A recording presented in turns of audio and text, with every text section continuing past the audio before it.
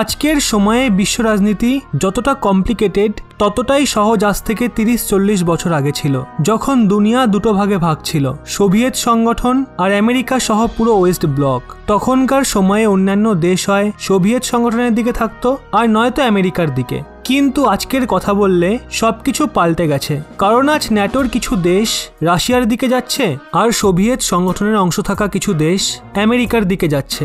আবার আজ আরব সহ অন্যান্য মুসলিম দেশগুলো ইসরায়েলের সঙ্গে সম্পর্ক সাধারণ করা শুরু করে দিয়েছে।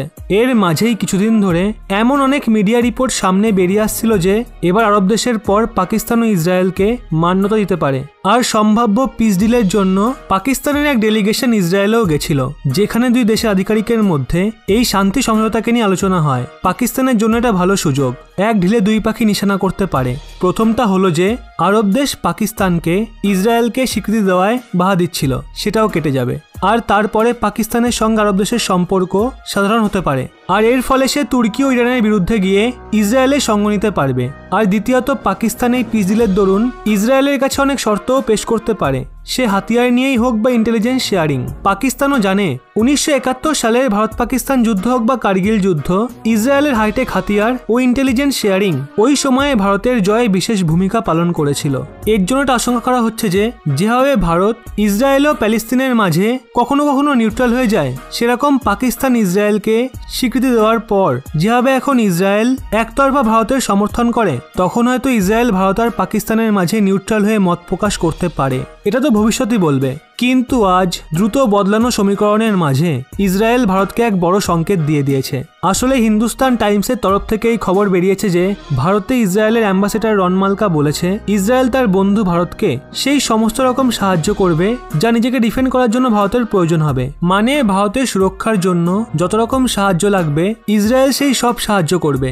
ইন্টারভিউতে যখন ওনাকে জিজ্ঞাসা করা হয়েছিল টু ফ্রন্ট ওয়ারের বিপদকে দেখে আজকের সময়ে ভারত ইসরায়েলকে কোনো হাতিয়ারের এমার্জেন্সি রিকোয়েস্ট কি দিয়েছে, তা জবাবে উনি হাতিয়ারের রিকোয়েস্টের ব্যাপারে তো কিছু বলেননি, বরং এটা বলেন যে ভারত আমাদের সব থেকে প্রিসিয়াস এবং দামি বন্ধু, তাই ভারতের যাই প্রয়োজন হবে ইসরায়েল তাকে সেগুলো যে কোনো মুহূর্তে দেবে। এর সঙ্গেই তিনি এও বলেন ভারতের সঙ্গে আমাদের বন্ধুত্ব কোনো তৃতীয় দেশের বিরুদ্ধে নেই, আমরা শুধুমাত্র সব মুহূর্তে ভারতের পাশে থাকতে চাই। রন মালকা বলেন আমাদের ভারতের বোল্ড এবং স্ট্রং লিডারশিপের ওপর সম্পূর্ণ আস্থা রয়েছে, আর ভারত পুরো বুদ্ধিমত্তার সঙ্গে সবকিছুকে সামলায়। আর উনি জানেন ভারতের ইসরায়েলের প্রয়োজন নেই, কিন্তু কিছু বিষয়ে ভারতের সঙ্গে ইসরায়েলের মেলবন্ধন ঘটে, কারণ কোনো কোনো ক্ষেত্রে ইসরায়েল এবং ভারতের সামনে একই সমস্যা এসে দাঁড়ায়। এই কথা তিনি ডিরেক্টলি বলেননি, কিন্তু ডিপ্লোম্যাটিক আন্দাজে তার ইশারা কাশ্মীরের দিকে ছিল। রন মালকা জানান সুরক্ষা ক্ষেত্রে ইসরায়েল এবং ভারতের সম্পর্ক শুধুমাত্র সেলারের বাইরের মধ্যে সীমাবদ্ধ নয়, বরং বর্তমান সময়ে ভারত ইসরায়েলের কি স্ট্র্যাটেজিক পার্টনার। আর ইসরায়েল ভারতের সঙ্গে রিসার্চ ডেভেলপমেন্ট থেকে শুরু করে ইনফরমেশন শেয়ারিং সব ক্ষেত্রে নিজের অনুভব রেগুলার বেসে একত্র করে। এর সঙ্গেই তিনি agriculture, COVID-19, water management, trade এইসব বিষয় নিয়ে আলোচনা করেন। কিন্তু যে সুরক্ষা এবং ভারত ইসরায়েলের বন্ধুত্ব নিয়ে তিনি নিজের রায় রেখেছেন সেটা অনেক গুরুত্বপূর্ণ ছিল, কারণ এটা পাকিস্তানের সঙ্গে সঙ্গে চীনকেও করা সংকেত ছিল যে এখন ভারত ও ইসরায়েলের মধ্যে বন্ধুত্ব অনেক কাছের হয়ে গেছে, আর এখন ইসরায়েল সব ক্ষেত্রে ভারতের সঙ্গ দেবে, যেমনটা তারা কার্গিল যুদ্ধের সময় দিয়েছিল। পাকিস্তানের বিরুদ্ধে তো ঠিক আছে, কিন্তু আপনার কি মনে হয় ইসরায়েল কি চীনের বিরুদ্ধে গিয়েও যুদ্ধে ভারতকে সঙ্গ দেবে? অবশ্যই নিচে কমেন্টে জানান।